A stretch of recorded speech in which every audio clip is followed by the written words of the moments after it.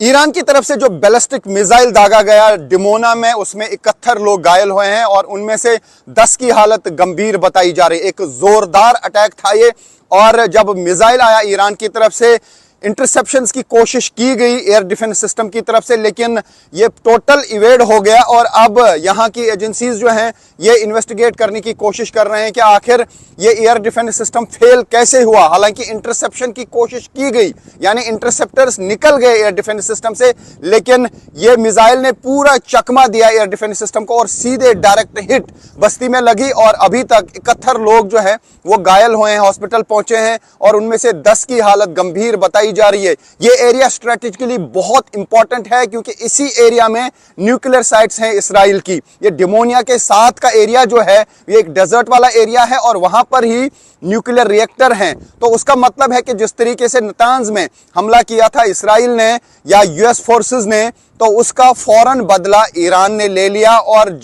जिस एरिया में इसराइल की न्यूक्लियर रिएक्टर है, न्यूक्लियर साइट्स हैं, उसी एरिया तक मिसाइल पहुंचाया गया। हालांकि ये न्यूक्लियर साइट पे नहीं लगा, लेकिन उसी एरिया में एक जगह निशाना डायरेक्ट लगा और ये डायरेक्ट हिट है और पूरी तबाही इस एरिया में हुई है और 71 लोगों के घायल होने की अभी तक खबर है। उसका मतलब है कि ईरान की तरफ से जोरदार अटैक्स लगातार किए जा रहे हैं। जिस तरीके से यूएस या इसराइल कह रहा था कि ईरान की कैपेबिलिटी खत्म हो गई है, लेकिन ईरान ने फौरन कुछ ही घंटों में अपने न्यूक्लियर साइट के अटैक का बदला लिया। उसका मतलब है अभी भी बहुत ज्यादा कैपेबिलिटी ईरान के पास है और ईरान लगातार डट के मुकाबला कर रहा है।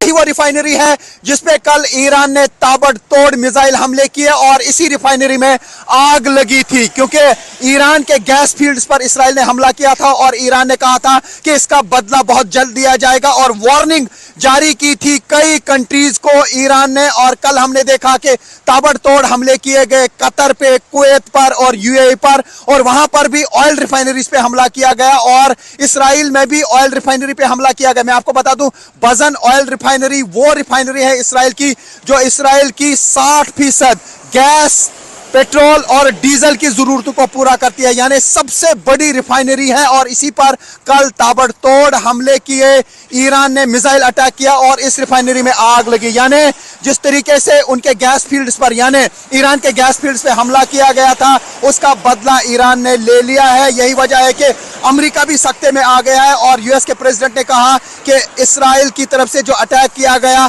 उसमें यूएस फोर्सेस शामिल नहीं थे। तो ये आप देख सकते हैं एक बहुत बड़ी रिफाइनरी है और यहां से ही गैस, पेट्रोल, डीजल और बाकी प्रोडक्ट्स जो हैं वो सप्लाई होते हैं पूरे इसराइल को। और बताया जा रहा है कि ये सबसे बड़ी रिफाइनरी है इसराइल की जिस पे ईरान ने हमला किया है, यानी ईरान के मिसाइल्स यहां तक पहुंच गए हैं। हालांकि इसराइल का दावा है कि एक शार्पनर गिरा था, उससे ज्यादा नुकसान नहीं हुआ, लेकिन हमने देखा कल धुएं के गुबार यहां से उठ रहे थे, यानी ठीक टारगेट पे निशाना लगा है ईरान का। और ईरान ने फौरन बदला लिया गैस फील्ड्स पे जो हमला किया गया था। उसका मतलब है कि ईरान ने भी एनर्जी सेक्टर को इसराइल में हिट किया।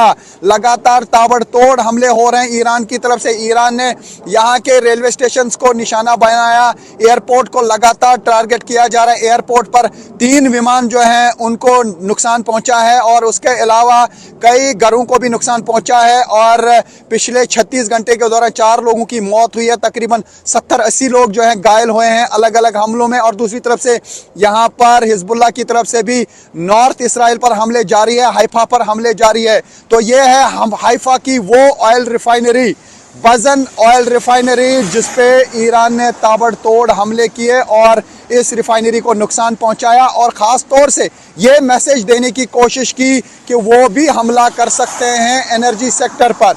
तो फिलहाल ऐसा लगता है कि शायद यूएस और इसराइल की तरफ से अब ईरान के एनर्जी सेक्टर या ऑयल सेक्टर या गैस सेक्टर को निशाना नहीं बनाया जाएगा। जिस तरीके से ताबड़तोड़ हमले कल ईरान ने मिडल ईस्ट की कई कंट्रीज़ पे की, ख़ास तौर से यहाँ कतर में, कुवैत में और दुबई में हमले किए गए और उसके बाद शाम को यहाँ इस बजन ऑयल रिफाइनरी पे भी हमला किया गया है। तो फिलहाल पूरे मिडल ईस्ट में सिचुएशन बड़ी क्रिटिकल है और लगातार हमले हो रहे हैं। तो इसराइल और ईरान के दरमियान युद्ध जारी है, लेकिन इस युद्ध के बीच ऐसा लगता है कि शायद अब ईरान में एनर्जी सेक्टर को टारगेट नहीं किया जाएगा, क्योंकि जब वहां के गैस फील्ड्स पे हमला किया गया तो ईरान ने जोरदार पलटवार किया, न सिर्फ इसराइल की इस रिफाइनरी पे बल्कि कतर, कुवैत, दुबई में लगातार हमले करके प्रेशर में आ गया है यूएस भी और इसराइल भी। यही वजह है कि अब यूएस और इसराइल की तरफ से शायद ईरान के एनर्जी सेक्टर को निशाना नहीं बनाया जाएगा, लेकिन युद्ध का सिलसिला लगातार जारी है। Rifat Abdullah, news 18 India, Israel. और इसी रिफाइनरी पे कल अटैक किया था ईरान ने मिसाइल से और यहाँ पे आग लगी थी। मैं दिखाने की कोशिश करूंगा इस वक्त इस रिफाइनरी के अंदर क्या हाल है, लेकिन उससे पहले मैं आपको बता दूं ये वो रिफाइनरी है जो 50 से 60% इसराइल की तेल की जरूरतों और गैस की जरूरतों को पूरा करती है, यानी एक बड़ा अटैक है ये। तो आप देख सकते हैं यहाँ अभी भी धुआं उठ रहा है और ये बजन रिफाइनरी है, एक सबसे बड़ी रिफाइनरी है इसराइल की। यहाँ पर आप देख सकते हैं कि किस तरीके से धुएं के गुबार हैं इर्द गिर्द, क्योंकि यहाँ पे आग लगी थी और आग को बुझाने की कोशिश कल ही की गई थी, लेकिन कुछ जगहों पे अभी भी आग लगी हुई है। ये देख सकते हैं आप, ये बजन रिफाइनरी है और इसी पे ईरान ने अटैक किया था। तो ये आप न्यूज़ 18 इंडिया पे एक्सक्लूसिव विजुअल देख सकते हैं, ये बजन रिफाइनरी है। तो ये आप देख सकते हैं ये ऑयल रिफाइनरी कंपनी का बजन ग्रुप है और ये आप देख सकते हैं कि किस तरीके से इसके अंदर अभी भी आग लगी हुई है, अभी आग जल रही है कई जगहों पे। तो उससे आप अंदाज़ा लगा सकते हैं कि डैमेज ज़रूर हुआ है यहाँ पे। हालांकि इसराइल का दावा है कि ज़्यादा डैमेज यहाँ पे रिफाइनरी को नहीं हुआ है। यही वो रिफाइनरी है जिस पे कल ताबड़तोड़ हमले किए गए ईरान की तरफ से और मिसाइल का एक टुकड़ा यहाँ पे गिरा, जिसकी वजह से यहाँ पे आग लगी और अभी भी यहाँ पे धुआं हम देख पा रहे हैं, धुआं निकल रहा है।